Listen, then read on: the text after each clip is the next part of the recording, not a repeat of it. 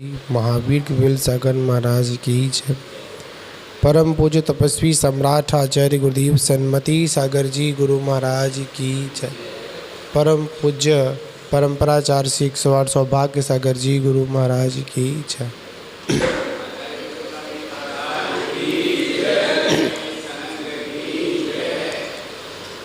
मान बाबू,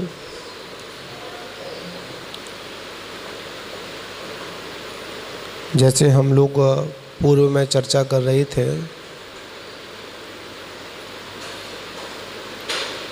कि देव शास्त्र गुरु का सानिध्य और श्रावकों का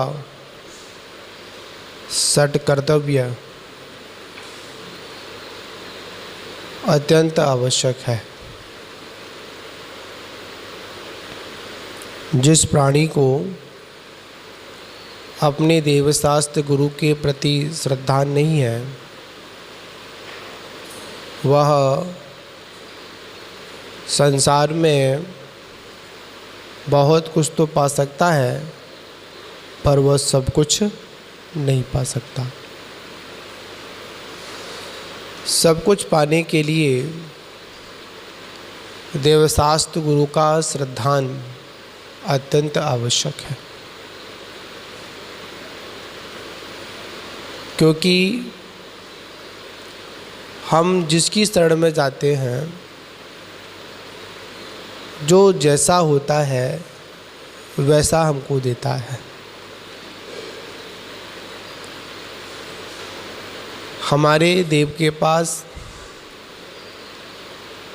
जो है वही तो देगा। हमारे भगवान के पास में क्या है? अनंत सुख है।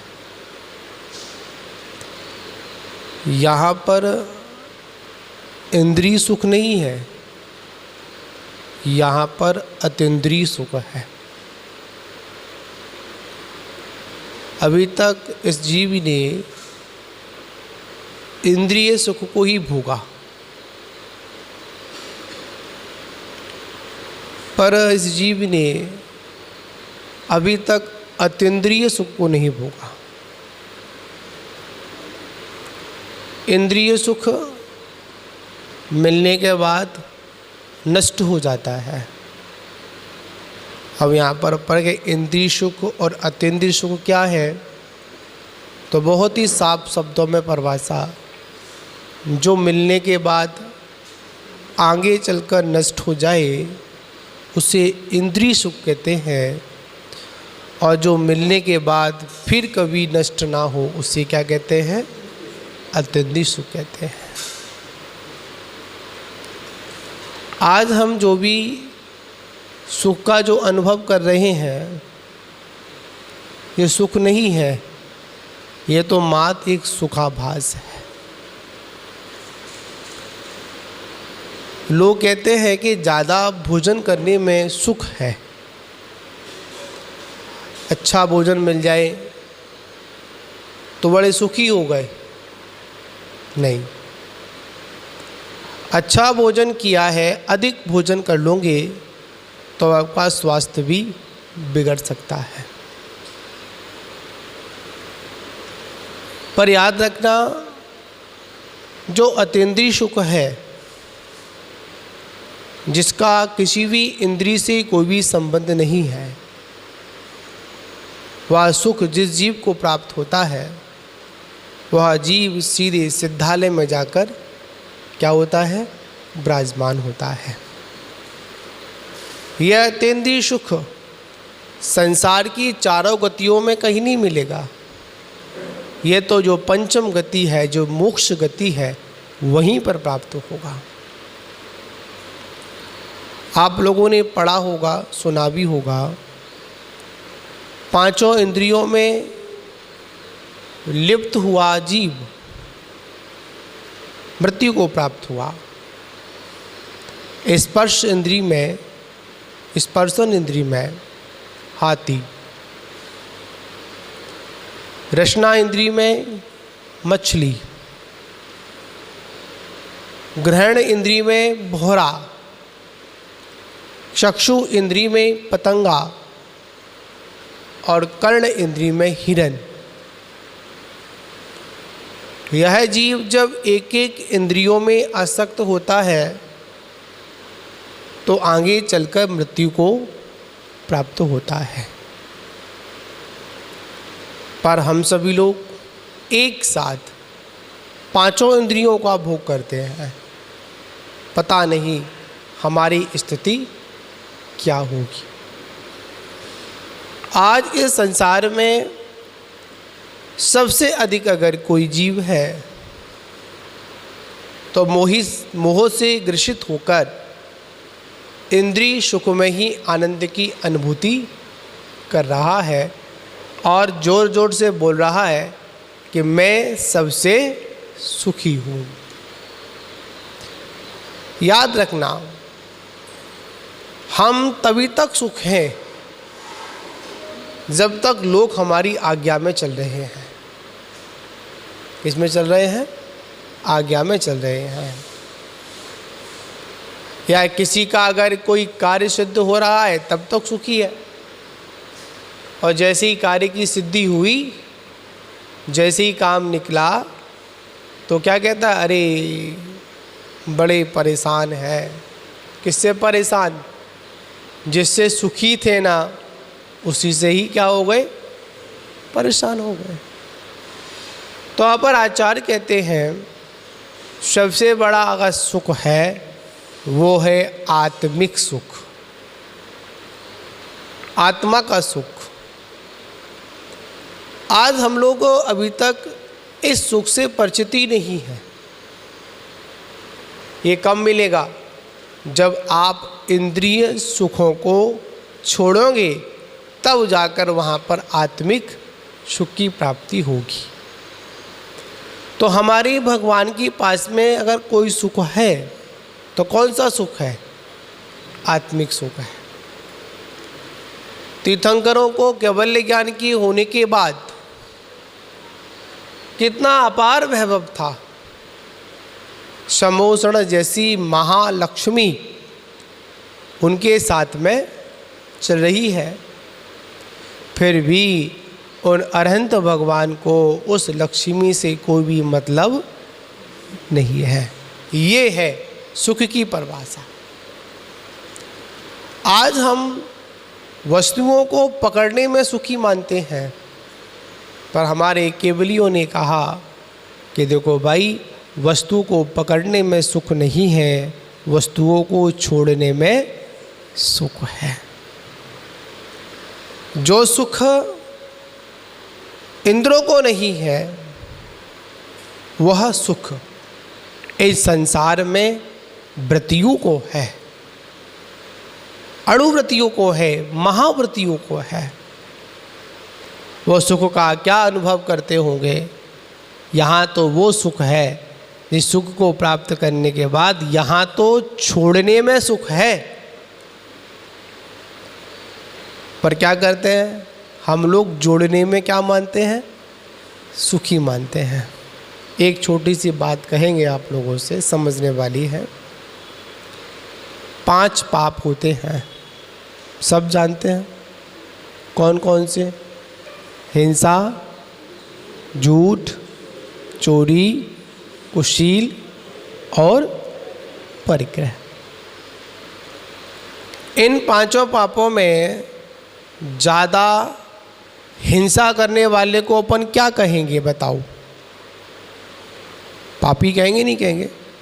जो अधिक हिंसा करता है उसे क्या बोलेंगे अपन? पापी बोलेंगे। झूठ बोलता है उसे क्या बोलेंगे? पापी बोलेंगे कि तूने पाप किया। अगर किसी ने चोरी की उसे क्या बोलेंगे अपन? तूने गलत किया। किसी ने कुशील सेवन किया उसे क्या बोलेंगे अपन? देखो इसने गलत किया। और जिसके पास अगर अधिक परिग्रह है उसे अपन क्या कहेंगे बताओ? पापी कहेंगे या पुण्यात्मा कहेंगे? बताओ, बराओ सरतना वालों क्या कहेंगे उसको? पापी या पुण्यात्मा?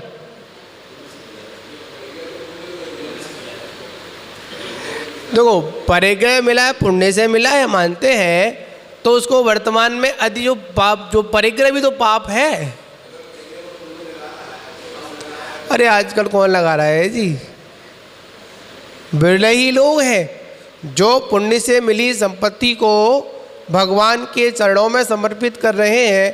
अन्यथा अधिक पुण्य से मिली हुई संपत्ति को लोग भोगों में ही व्यतीत करते हैं।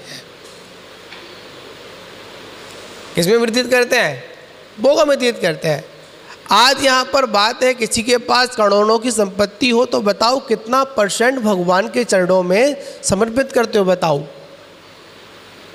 बताओ तो पुण्य या पाप?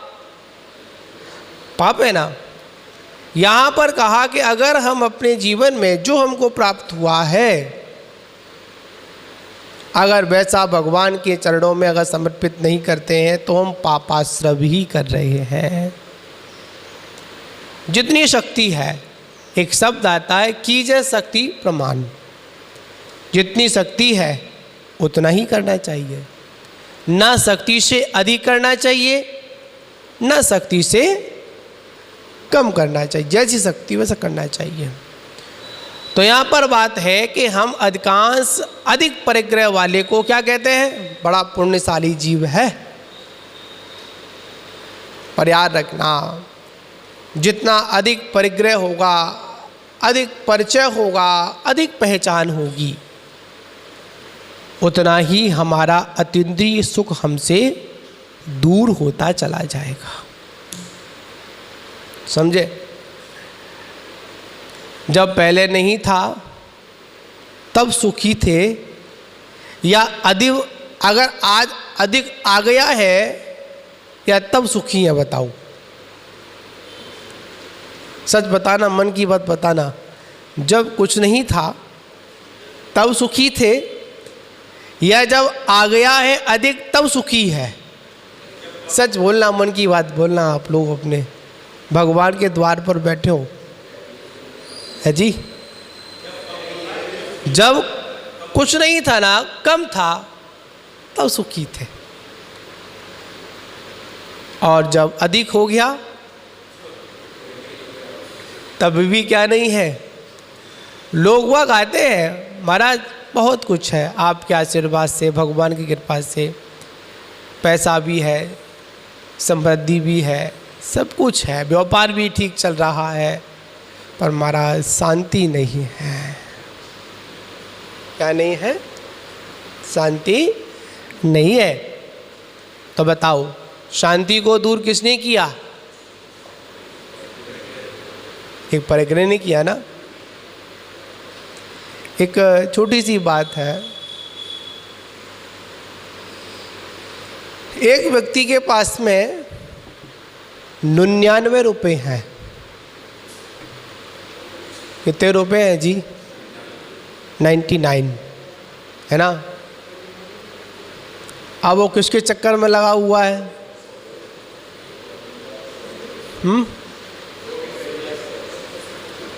सिर्फ एक के चक्कर लगा हुआ है। वो तो यही कहता है एन कैन प्रकारण है, कैसे भी हो, कितने हो जाए 100 हो जाए, पर ये 100 होते नहीं है।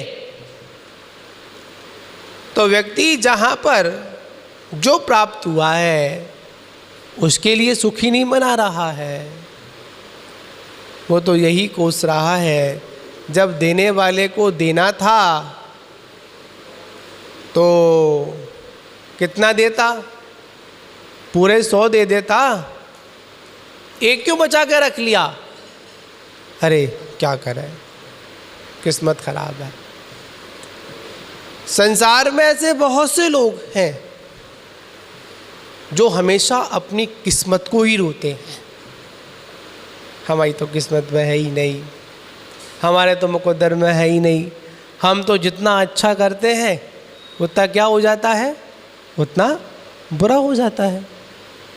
नहीं बंधुओं, संसार का एक शाश्वत नियम है, जितना मिला है आपके भाग्य के अनुसार मिला है। ठीक, एक छोटा सा उदाहरण आपके लिए बताऊं मैं आपको। समझने वाली बात है, सब समझ में आएगी आपके। आपके अगर अकाउंट में अगर पैसा है और संयोग से मैनेजर की पोस्ट पर अगर आपका कोई दुश्मन बैठा हुआ है, तो वो आपके अकाउंट से आपको पैसे निकालने में रोक नहीं सकता है। बताओ, रोक सकता है क्या? चाहे कैशियर की पोस्ट पर चाहे कोई हमारा दुश्मन बैठा हो, अगर अकाउंट में अगर पैसा है तो बताओ क्या करेगा? कुछ नहीं कर सकता। ये एक व्यवहारिक आपको एक उदाहरण है आपके लिए। और अगर आपका अकाउंट खाली हो और उसमें अगर आपका खून आपका बेटा बेटा हो, बताओ आपको दे सकता है क्या? देखिए बताओ, वहाँ लड़ो वो तो मेरा बेटा बेटा ये दे देगा मेरे को? नहीं देगा ना। बस यही सिद्धांत कर्म सिद्धांत का है। अगर आपके पुण्य के कोष में अगर भरा हुआ है तो कोई आपसे छीन नहीं सकता। क्या समझे? और अगर आपके पुण्य के कोष अगर खाली पड़ा हुआ है तो संसार की कोई भी ताकत आपको दे नहीं सकती है। कहीं ना कहीं कोई ना कोई अंतराय आ ही जाएगा। समझे? जैसे मुनि महाराज आहारचर्या के लिए जाते हैं और आप लोग उनको आहारचर्या के लिए पड़गान करते हैं, और पड़गान करते समय सारी विधि मिलती है, सारे काम हो जाते हैं, और जैसे ही पैरा ग्रास आता है तो क्या हो जाता है? अंतराय हो जाता है। बताओ, दे सकते थे आप? चाहे कितना भी पक्का भगत क्यों ना हो, चाहे महाराज का कितना भी कोई कमांडर पकड़ के साथ चलने वाला क्यों ना हो, फिर भी क्या नहीं कर सकता? वो एक दाना नहीं दे सकता। इसका प्रमाण ऋषभदेव तीर्थंकर जैसे महान पुण्यात्मा हैं, जिन्हों के जीवन में जब तक अंतराय कर्म का उदय रहा, कौन सा अंतराय? लावाय अंतराय कर्म का उदय रहा, और जब तक दातारों का दाना अंतराय कर्म का उदय रहा, तब तक ऋषभदेव स्वामी को आहार की विधि नहीं मिली। सौधर्म इंद्र अपने अवधि ज्ञान से लगा सकता था पता, है ना? महाराज की ये विधि होती है, वो तो अवधि ज्ञान का प्रयोग कर सकता था, पर वो भी पता नहीं कर पाया। इसको कहते हैं कर्म सिद्धांत, इसको कहते हैं सर्वज्ञ का मार्ग। अपन पारसनाथ भगवान के जीवन चरित्र को पढ़ते हैं। भगवान के जीवन चरित्र को देखो, इंद्रभूति की पर्याय से लेकर पारसनाथ तक उन्होंने कितने कितने उपसर्गों को सहन किया। तीर्थंकर जैसी महान पुण्य प्रकृति का बंध करने वाला जीव अपने भाई संगम देव के द्वारा क्या हुआ? उपसर्ग को प्राप्त हुआ। पर भगवान के उस धैर्य को देखो, क्या हुआ? चुपचाप बैठे रहे। पारसनाथ जाते महामुनि अवस्था में, अरे एक आंख उठाते ना तो संगम देव का पता नहीं चलता कहाँ चला गया वो। समझे? पर कैसे रहे? चुपचाप रहे। याद रखना, अगर किसी बात को बढ़ाना है तो उसका प्रति उत्तर देना प्रारंभ कर दो, बात कभी खत्म नहीं होगी। अगर बात को खत्म करना है ना, तो एक सूत्र है, क्या? शांत बैठ जाओ, सब ऑटोमेटिक शांत हो जाएगा। समझे ना आप लोग? भगवान के उस अर्घ में आता है संघर्षों में उपसर्गों में तुमने समता का ध्यान रखा। ठीक है ना। और हमारे ऊपर कोई उपसर्ग आ जाए तो आप लोग पूजा कर रहे हो और यहाँ पर एक जोर से कोई मक्खी वगैरह भी आ जाए, महाराज जप रहे हो, स्वाध्याय करो, तो क्या करोगे आप लोग? पहले किसको हटाओगे? कहाँ गई संघर्ष, कहाँ गई उपसर्ग, कहाँ गई? हमारे जीवन में कभी अनुकूलता प्रतिकूलता आ जाए, जब तक हमारे सारा चीज़ अनुकूल चल रहा है तब तो ठीक चल रहा है, और जैसे थोड़ा प्रतिकूल हुआ तो अरे भगवान हम तो बड़े संसार के सबसे दुखी आदमी हैं। पर जब भगवान सारा चीज़ प्रतिकूल चल रहा था तब, अनुकूल चल रहा था आपके तब कहीं भगवान से ये नहीं कहा कि भगवान सबसे सुखी मैं ही संसार में हूँ आपकी कृपा से, कभी नहीं कहा हम लोगों ने। ये सारी बातें हम लोगों को समझने वाली हैं। सर्वज्ञ परमात्मा कहते हैं धैर्य रखो, सारे काम ठीक होंगे। पर क्या करें, हम जैसे आदमियों में धैर्य कहाँ, सब कुछ है, धैर्य में शांति नहीं है। श्रद्धा की बात चल रही है।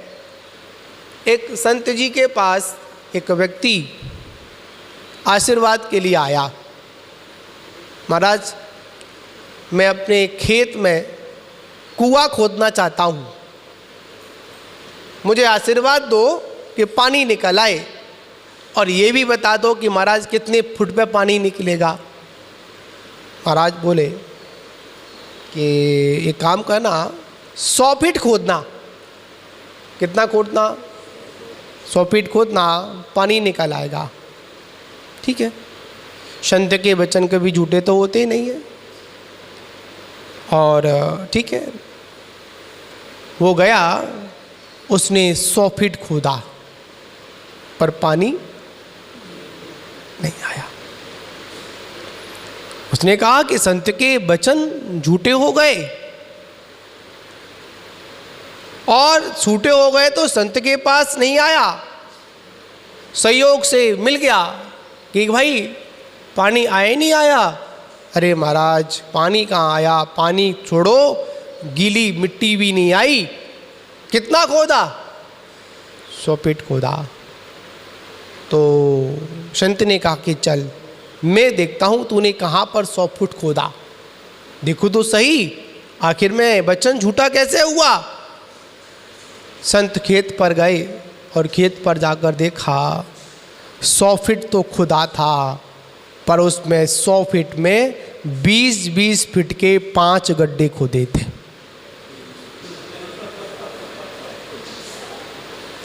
कितने खोदे उसने?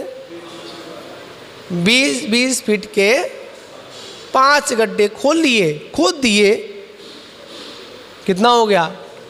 100 हो गया ना। अब बताओ कहाँ से मिलेगा? बताओ, अगर वही मेहनत, वही श्रम, वही पुरुषार्थ अगर एक स्थान पर किया गया होता तो क्या होता? जल मिलता उसको, शीतलता मिलती उसको।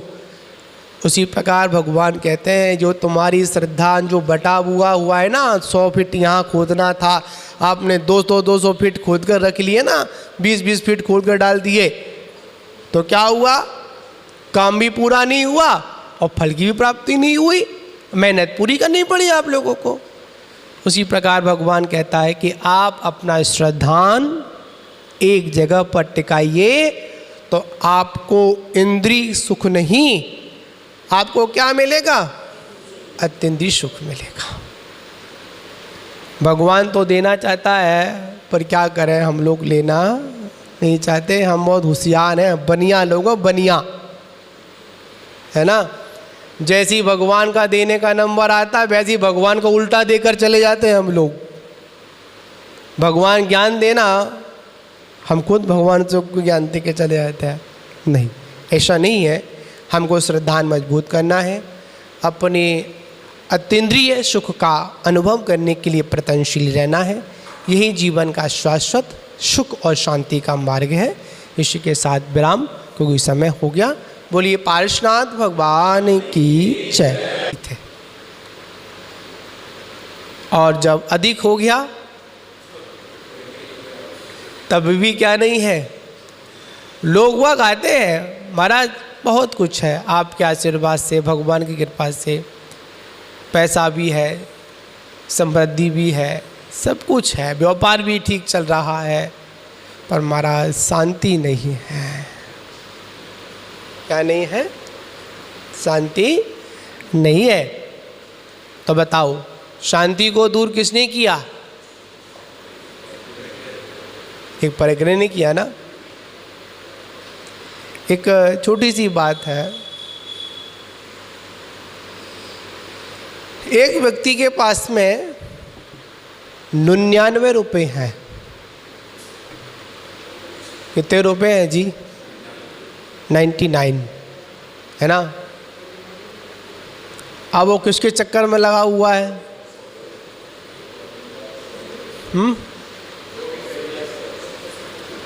सिर्फ एक के चक्कर लगा हुआ है। वो तो यही कहता है एन कैन प्रकार है, कैसे भी हो कितने हो जाए 100 हो जाए, पर ये 100 होते नहीं है। तो व्यक्ति जहाँ पर जो प्राप्त हुआ है उसके लिए सुखी नहीं मना रहा है, वो तो यही कोस रहा है जब देने वाले को देना था तो कितना देता? पूरे 100 दे देता, एक क्यों बचा के रख लिया? अरे क्या करें, किस्मत खराब है।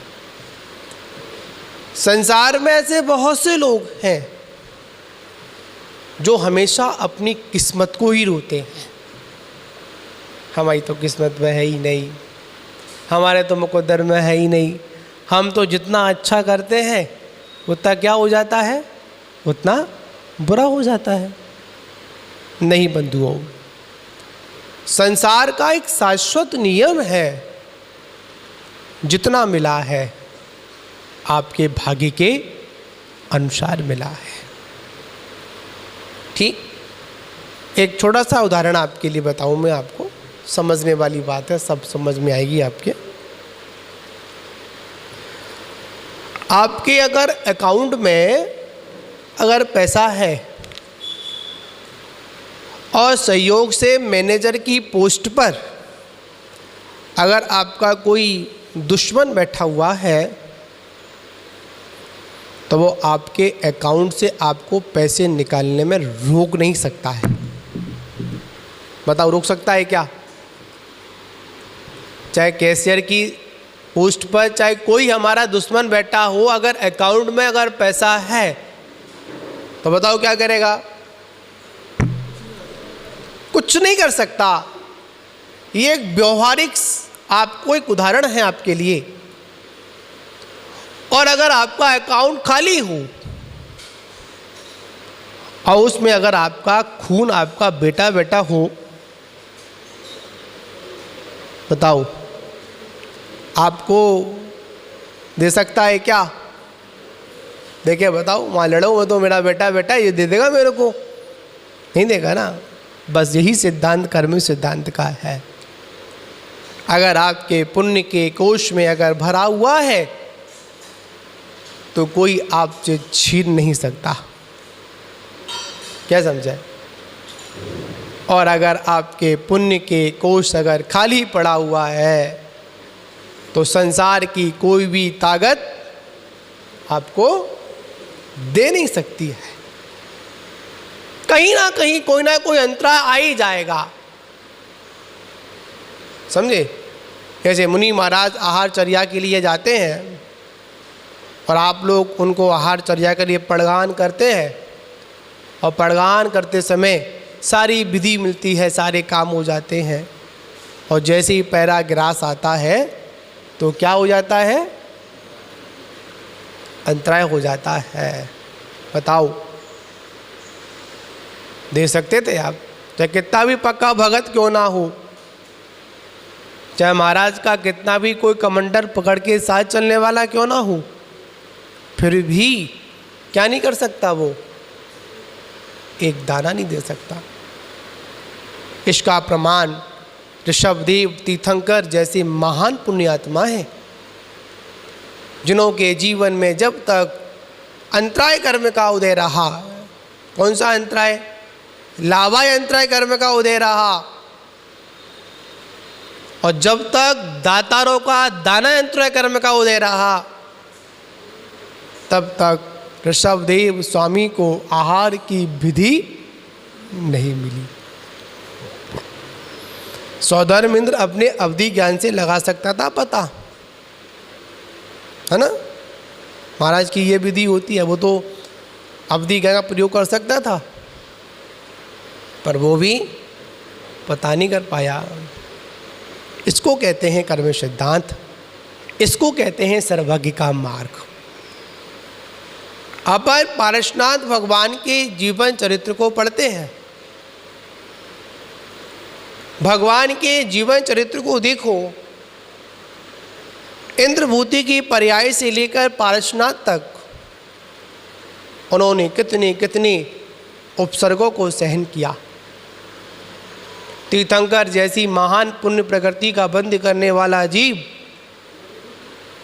अपने भाई संगम देव के द्वारा क्या हुआ? उपसर्ग को प्राप्त हुआ। पर भगवान के उस धैर्य को देखो, क्या हुआ? चुपचाप बैठे रहे। पारसनाथ जाते महामुनि अवस्था में, अरे एक आंख उठाते ना तो संगम देव का पता नहीं चलता कहाँ चला गया वो, समझे? पर कैसे रहे? चुपचाप रहे। याद रखना, अगर किसी बात को बढ़ाना है तो उसका प्रति उत्तर देना प्रारंभ कर दो, बात कभी खत्म नहीं होगी। अगर बात को खत्म करना है ना, तो एक सूत्र है, क्या? शांत बैठ जाओ, सब ऑटोमेटिक शांत हो जाएगा। समझे ना आप लोग? भगवान के उस अर्घ में आता है, संघर्षों में उपसर्गों में तुमने समता का ध्यान रखा। ठीक है ना? और हमारे ऊपर कोई उपसर्ग आ जाए तो आप लोग पूजा कर रहे हो और यहाँ पर एक जोर से कोई मक्खी वगैरह भी आ जाए, महाराज जप रहे हो, स्वाध्याय करो, तो क्या करोगे आप लोग? पहले किसको हटाओगे? कहाँ गई संघर्ष? कहाँ गई उपसर्ग? कहाँ गई?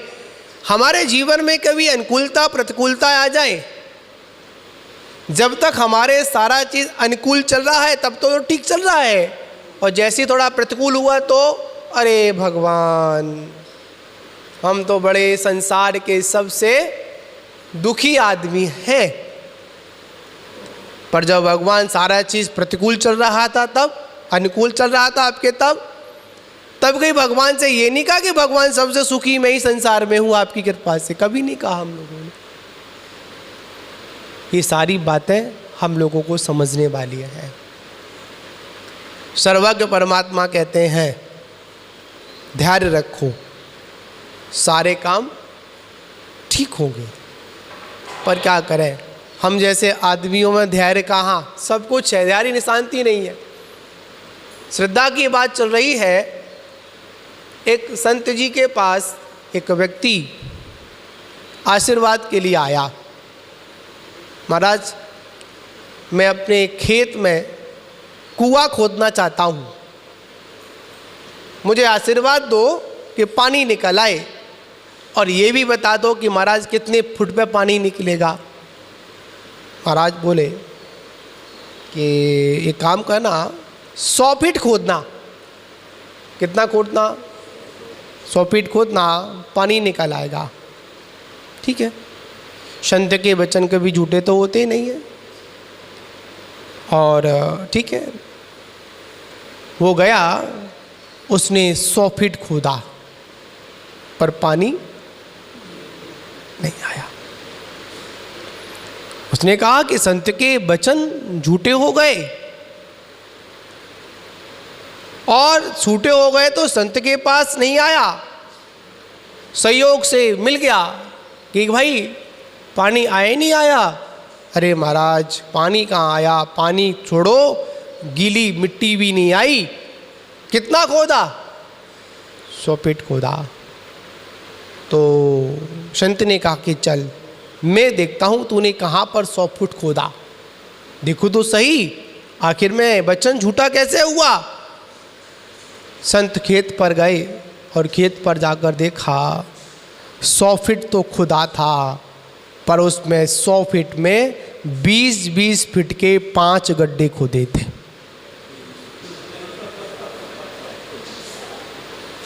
कितने खोदे उसने? 20-20 फीट के 5 गड्ढे खोद दिए। कितना हो गया? 100 हो गया ना। अब बताओ कहाँ से मिलेगा? बताओ, अगर वही मेहनत, वही श्रम, वही पुरुषार्थ अगर एक स्थान पर किया गया होता तो क्या होता? जल मिलता उसको, शीतलता मिलती उसको। उसी प्रकार भगवान कहते हैं जो तुम्हारी श्रद्धा जो बटा हुआ है ना, 100 फीट यहाँ खोदना था, आपने 200 फीट खोद कर रख लिए ना, 20-20 फीट खोद कर डाल दिए, तो क्या हुआ? काम भी पूरा नहीं हुआ और फल की भी प्राप्ति नहीं हुई। मेहनत पूरी करनी पड़ी आप लोगों को। उसी प्रकार भगवान कहता है कि आप अपना श्रद्धान एक जगह पर टिकाइए तो आपको इंद्रिय सुख नहीं, आपको क्या मिलेगा? अत्यंतिक सुख मिलेगा। भगवान तो देना चाहता है, पर क्या करें हम लोग लेना नहीं चाहते। हम बहुत होशियार हैं, बनिया लोग, बनिया है ना। जैसी भगवान का देने का नंबर आता है वैसे ही भगवान को उल्टा देकर चले जाते हैं हम लोग। भगवान ज्ञान देना, हम खुद भगवान से ज्ञान दे के चले जाते हैं। नहीं, ऐसा नहीं है। हमको श्रद्धा मजबूत करना है, अपने अतीन्द्रिय सुख का अनुभव करने के लिए प्रयत्नशील रहना है। यही जीवन का शाश्वत सुख और शांति का मार्ग है। इसी के साथ विराम, क्योंकि समय हो गया। बोलिए पार्श्वनाथ भगवान की जय। बहुत अच्छी बात आज महाराज श्री ने बताई कि अतीन्द्रिय सुख, इंद्रिय सुख और अनिंद्रिय सुख। हम लोग इसी इंद्रिय सुख में पड़े हुए हैं, भोग विलास से पड़े हुए हैं। इधर हम लोग ध्यान करते हैं, लेकिन हमारा चूँकि सहनन इतना कमज़ोर है कि हम उस पर पूर्णतः उतर नहीं पाते हैं। अनिंद्रिय सुख का एक उदाहरण कल आचार्य श्री ने दिया, केश लोच करके। कितनी वेदना होती है जब हम देखते हैं हमारे कभी कोई अगर एक बाल खिंच जाए तो कितनी वेदना होती है। लेकिन आचार्य श्री समता भाव से अपने हाथों से केश लोच करके इस स्पर्शन इंद्रिया पे विजय पा रखी है। ये हम इसके लिए आचार्य श्री की बहुत बहुत अनुमोदना करते हैं। खतौली से हमारे बीच में खतौली जैन समाज आए हुए हैं, तो मैं उनसे अनुरोध करूँगा कि आएँ और अपनी बात कह के अपने विचार प्रकट करें। खतौली जैन समाज 108 आचार्य श्री जिनके दर्शन को पा करके खिलती मुरझाई हृदय कली भावों की निर्मल सरिता में अवगान करने हूँ। मेरा सारा दुख दर्द हरो ये अर्घ भेटने आया। हे तपो मूर्ति, हे आराधक, हे योगीश्वर, हे महासंत, हे अरुण कामना देख सके युग युग तक आगामी। ओम रिंग साक्षात विराजमान परम पूज्य 108 आचार्य श्री सुरतन सागर जी महाराज के चरणारविंद को मेरा मनोचन काय से बारंबार नमस्कार हो। अर्घम नृपामति स्वाहा।